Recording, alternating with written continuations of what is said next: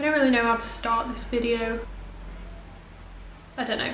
So it's something that I've wanted to do for a really long time. It's just, I don't know. I don't have a problem talking about this to anybody else, whether it's like just in general, like when I'm talking to my customers, anything like that. It's just, this is making me feel so nervous, like literally my heart is fluttering right now. Anyway, I've kind of got a couple of notes here and I'm going to break it down into like a couple of little, I don't know, sections. I don't know, let me get this brew.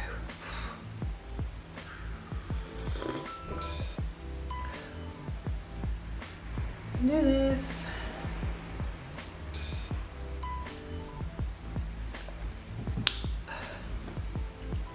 I suggest you get a brew if you haven't already. Anyway, right, where should we start? If you've seen a couple of my other videos, they're just me obviously tootling around, a couple of enduros, which to be fair, you know, not too interesting, but there you go, they're there if you want to check them out anyway. And there will be some more. I'm just not very good at remembering to put my head cam on. So yeah, there will be some more like riding videos and stuff like that, but hopefully, you know, I think I want to talk more about this kind of stuff as well, just so, you know, I think I can probably, maybe, hopefully help some of the people out, you know, that are probably going through the same situation I am or have been in the same situation. Obviously this doesn't involve just parents, this can be like, you know, a sibling or a grandparent, a friend, best friends. We definitely need to talk more about male suicide, just in general. So, you know, there's been a lot of campaigns going on in the last year or so. I mean, I remember this morning on ITV about a year ago or so, it was about March time last year, they did a big campaign saying about that I think it's like 14 men a day, might be a week, I think it was a day, either way, are killing themselves, ending their own lives. I think the thing I've come to terms with is that when, you know, someone ends their own life, people call it selfish, you know, that kind of thing. But I mean, obviously I am angry because of what's happened, but only because he's left us behind, you know, like it's us. He might have felt like it was the choice for him, but we're the ones that obviously have to live without him. Let's not get too emotional too early on. Anyway, so yeah, I probably just rambled then, but I hope you can kind of get the gist. A little bit about my dad. He is the one that unfortunately, just over 2.5 years ago, decided, you know, he didn't want to be here anymore, that this was the end for him, and unfortunately this came completely out of the blue for us. None of us knew that this was coming. I mean, there's some other things like in the history which I can go into a little bit more, which would probably make you think like, why wouldn't you know, or how would you not know that your dad's suicidal, or those kinds of things. But I think that's a bit of a story for another video in general, maybe, I don't know. Maybe let me know if you'd want to know. Anyway, so yeah, 2.5 years ago, just over October the 23rd, 2016, is when everything got turned literally completely upside down. And I know people say this, but literally everything was just, I don't know, just wasn't expecting it, do you know what I mean? Like, this is just, it just literally hit you like Miley Cyrus just came in on a wrecking ball, do you know what I mean? My dad was diagnosed with bipolar when he was 18. He was 52 when he died, and I suppose he managed to kind of survive. I mean, if anyone knows anything about bipolar, you know how ruthless it is. That's been a journey in itself, living with a dad with bipolar, which also, again, if anybody wanted to know more about that, then I'd be happy to talk about that as well. There's been a lot of trials and tribulations in these 24 years of being on this earth. believe it or not. Another cup of tea, another sip. The day, 23rd of October 2016, it was a Sunday. For me, it was like any other kind of Sunday. I mean, I had just had a really good day. Basically, my boyfriend Connor is from a place about an hour and a half away from where I was living at the time. I mean, I now live with him here near Chesterfield, but I'm from Stafford originally, and I used to come up here near enough every weekend. I'd stop for the whole weekend. I'd come up on a Saturday night after I finished work, drive up, stay till like Tuesday morning, drive back home, go to work, back on the Tuesday again.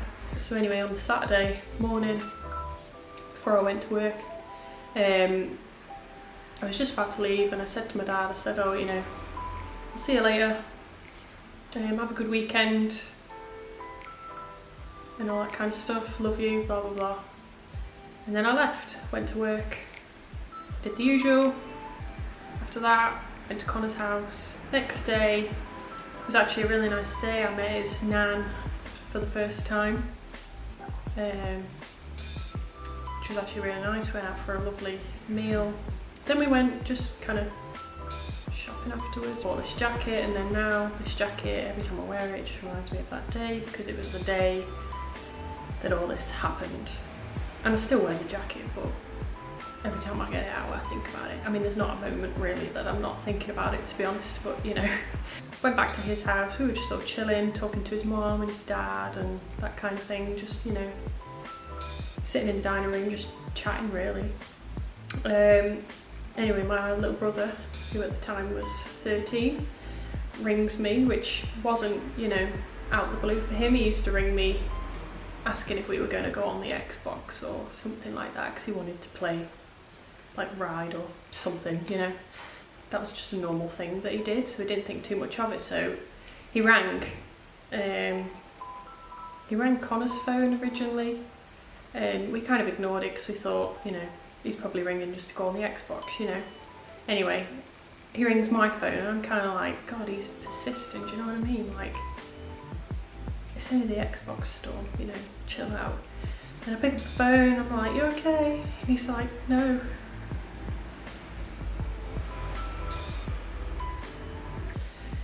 He said no, it was, you need to come home now.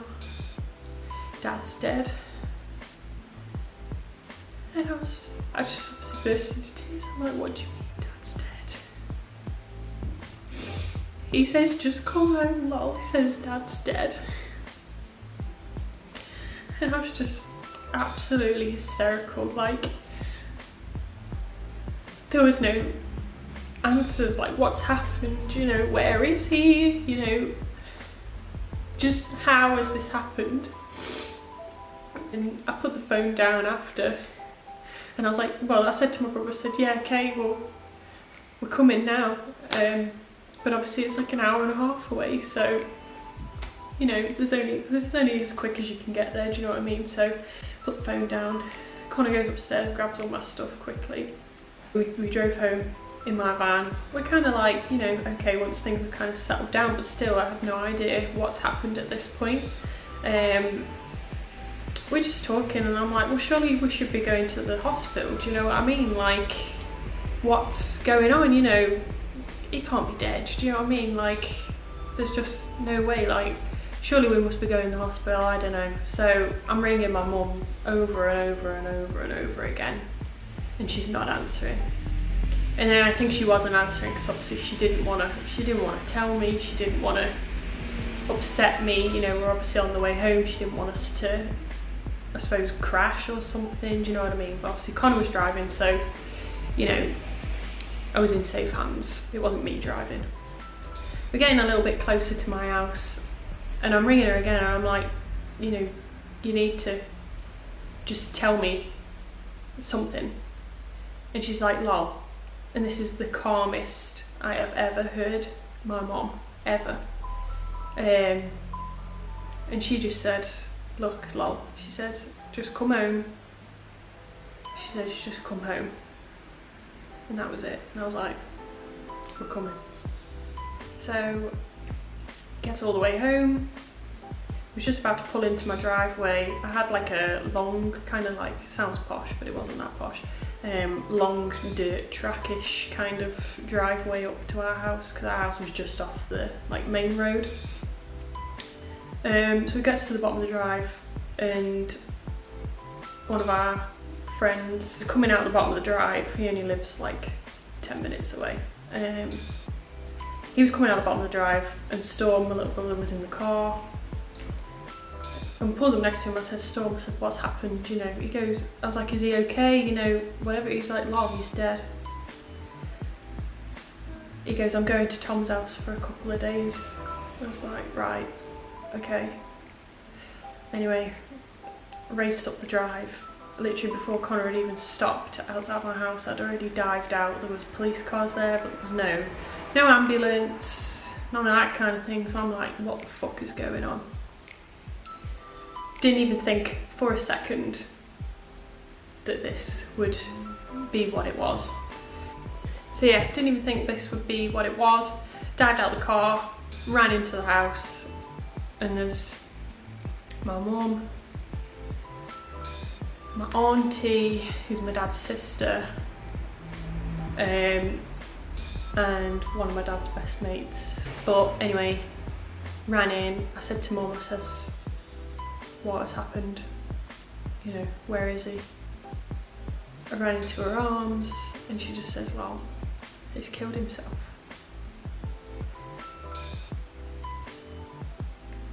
And I felt so empty. I didn't know what to feel, you know? And I just sat down on the sofa, and I was just like, oh my god, oh my god, oh my god, no. And then I thought I was going to be sick, so I just ran to the bathroom. Had 5-10 minutes in there. Literally, I just felt so empty. And then I was just like, well, where?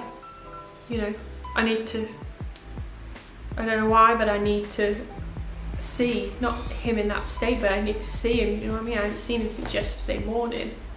I need to see him. And my mum was like, he was in one of our outbuildings out in the backyard. He'd hung himself off one of the joists, that's what you'd call them.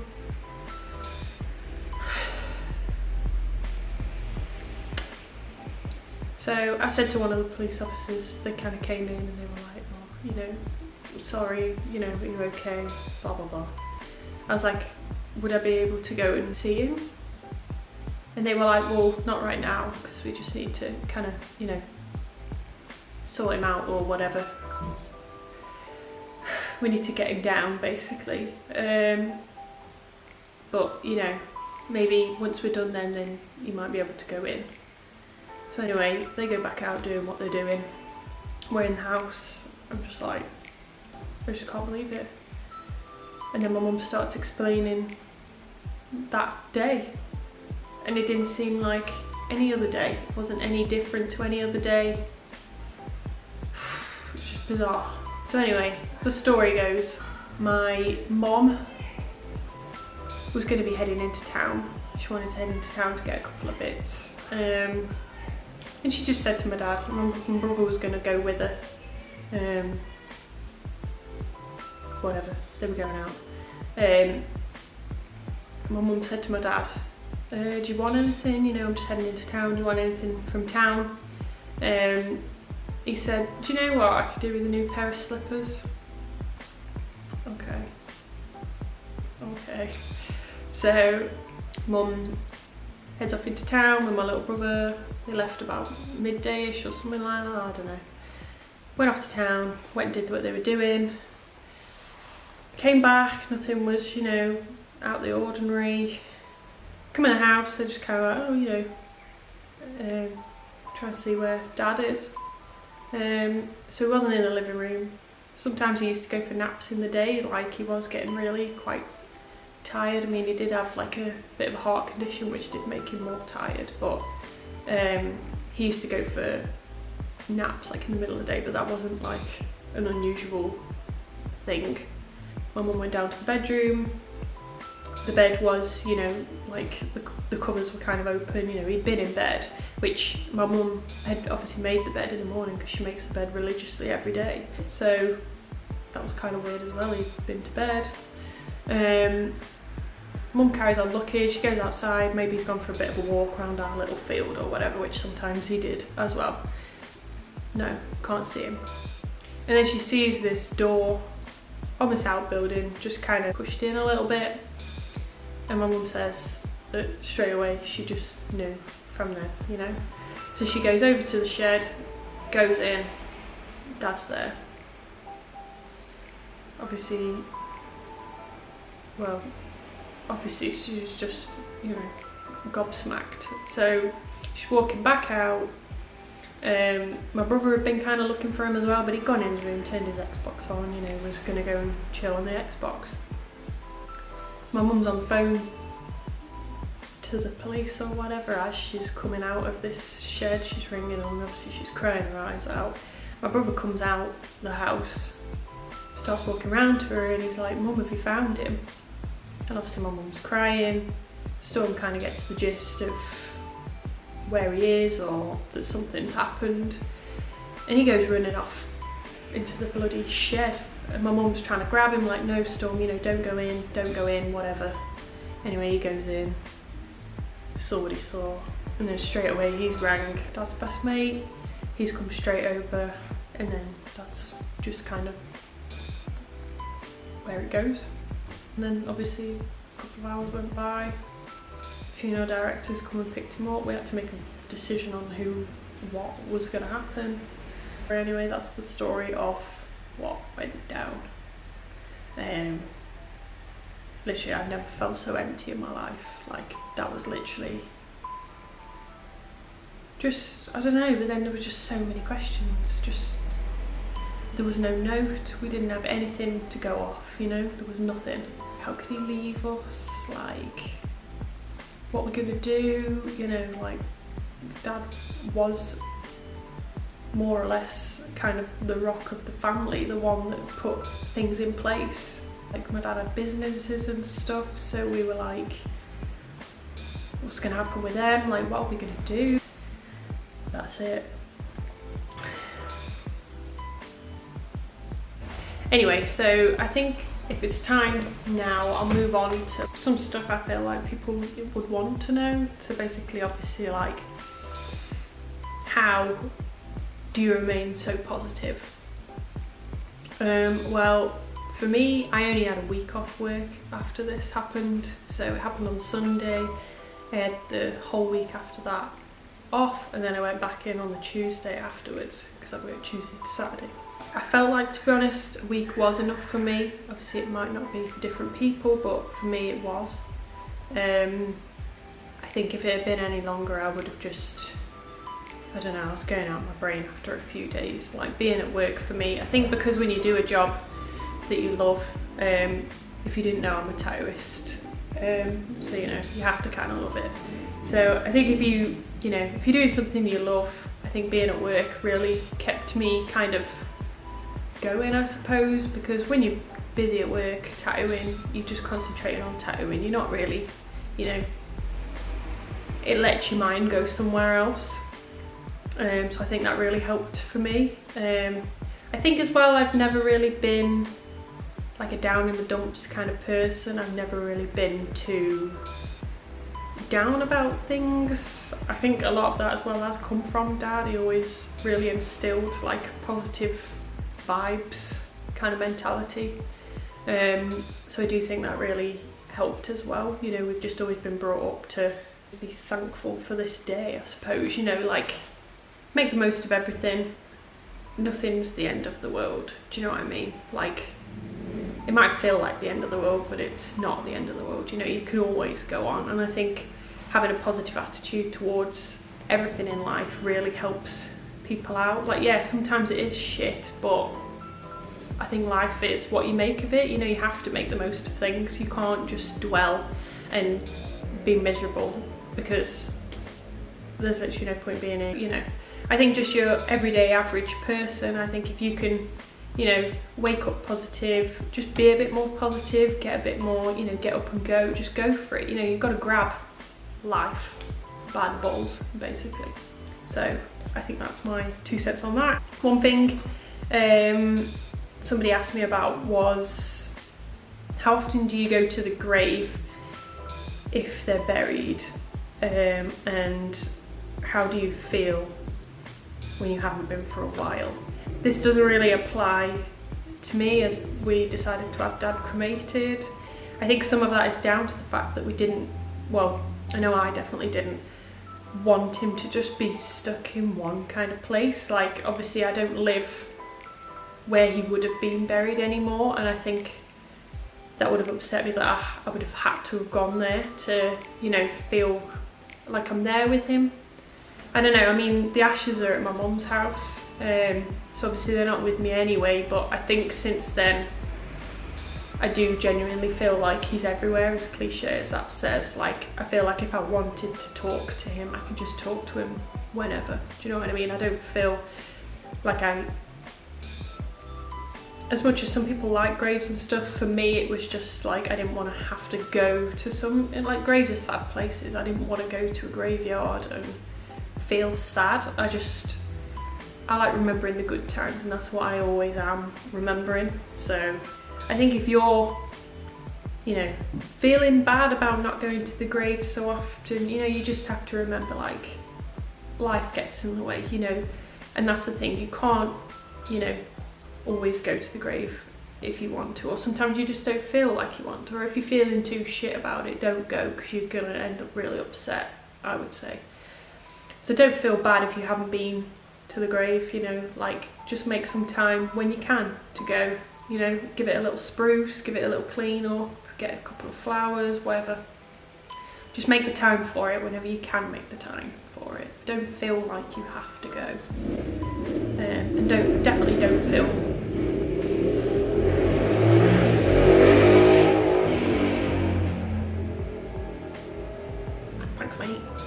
definitely don't feel guilty about not going. They'll understand. How am I carrying on? I would say, how do you deal with Father's Day or like Mother's Day or that kind of thing when this kind of thing's happened? I mean, some of the reason why I'm doing this video now is because it's Father's Day on Sunday. I'm filming this on, what day is it? Thursday the 13th of June. This is the 3rd Father's Day without Dad. And I'd say this one is, for some reason, like the hardest one yet. Like, it just seems to be everywhere this year. Like, every shop you go in, it's right there at the front of the shop when you walk in, like Father's Day cards and World's Best Dad mugs and that kind of thing. And to be honest, the past couple of years when it's been Father's Day, like, I've been really happy about people embracing their dads and, you know, making the most of their dads, you know, like being happy that they're here. I think that's just really important, but for some reason this year it's just not working for me this year. I'm just getting upset by it when I see it, which, you know, I don't know why, I don't know, but I just walk past it, I don't look at it. I keep hearing it on, like, on radio. Oh, it's Father's Day, we're doing this for Father's Day with our fathers. And I can literally only dream of doing something with Dad again, like anything. I'd be with him for 5 minutes, just chatting shit, one of his philosophical lectures that he used to give. As much as sometimes he used to go on a bit, I would do anything for one of those right now. But there we go. I think as well, I mean, I was 21 when this happened, so obviously I'm old enough to be, like, you know, getting on with my life. So I don't know whether that's helped me out in this way. I don't know, I just genuinely think I am just a positive person. Some days, definitely, I don't want to get out of bed, I don't want to do anything. Some days I just sit home and I rot in front of the TV and drink endless cups of tea. And there's nothing wrong with that, you know, you can have days like that, that's not an issue. But as long as it's not a permanent occurrence, and some days sometimes I'll have moments where I'll have like 3 days of that, and then I'm like, no lol, you need to sort this out, do you know what I mean? Like, you gotta get on with it. So then tomorrow's a new day. The next minute is the next minute, just get on with it, just get on with what you're doing. I would say maybe from my brother's point of view, I mean obviously he was 13 and he was, still is, a complete mini-me of our dad. And anyone would tell you that. It did really affect him at the time. I mean obviously he was in school, ended up just having to drop out of school after a few months afterwards. It just wasn't working. If anybody wanted to know what his kind of, you know, point of view or perspective or what he thought, you know, he was a bit of a fucking handful afterwards. I mean, it just wasn't a great time for this kind of thing to happen, you know. We had some pretty horrendous moments. Obviously, you know, you have to kind of excuse it because of what happened. But, you know, we've come through the other side now and he is really good now. He's barely a kid, mate. So, yeah, if anybody wanted to, you know, I could maybe get him to, I don't know, do a video or something. I don't know whether he'd want to or not, but I suppose it would be maybe cool to see his point of view of the whole thing, or, you know, he's grown up a lot in the past, you know, couple of years or so. So I think I've probably covered, I don't know if I've missed anything too substantial, but if anybody wanted to know anything else, I mean obviously just leave a comment or message me or whatever. I'll leave like stuff how to contact me underneath, like my Instagrams and that kind of thing. So if you want to, obviously, you know, if you want to let me know about anything, or there's anything else you'd want to know about this or any of the other things which happened like prior to this, I mean there is a whole heap of stories, trust me. You know, I wouldn't say I've had a hard life, obviously, things have been great, but there's been some things along the way I'd probably say most people or families haven't probably had to deal with like we have. But like I say, that's another story. But if anyone's made it this far, then I really want to thank you for watching. I hope this has been okay. First video talking, bro, what can you expect? Anyway, yeah, see you on the next one.